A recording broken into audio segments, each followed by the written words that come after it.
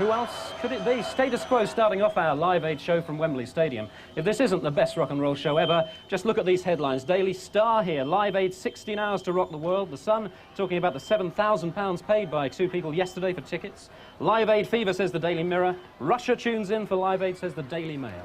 If you look back now at that show, the greatest show in the history of live music, people ask, how could you possibly not have played that show? You know, how could artists not have wanted to be part of it?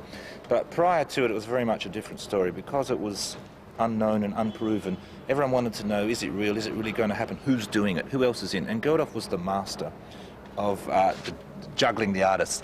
And he'd tell a few little fibs, actually. You know, he'd call Elton and he'd say Bowie's in and Queen's in. And then he'd call Queen and say the other two are in. And then he'd juggle and, you know, play a game like that and get them all on the hook to commit. I remember saying to him that, well, I don't think we should do it because the band weren't getting on too well and we were under-rehearsed and everything. And this was the second time he tried it, another time at Phonogram. And I said we won't sound good and blah, blah, blah. I was trying to get out of it, excuse, you know.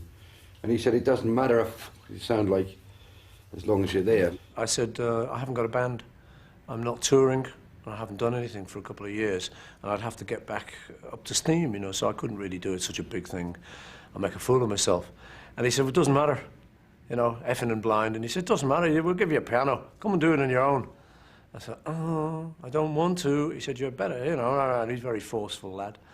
So in the end, I said, OK, I'll do it. Bob would say, I got Freddie Mercury last night and I saw him at such and such and I grabbed him and I told him he's got to do it, and I saw the Who the other night and they all said they'd do it individually and I said, that's crap, nobody wants you individually, you're all rubbish individually, you've got to do it together, you've got to get the band back together for this. And he was so passionate, we just sat there thinking, my God, it's going to be absolutely huge.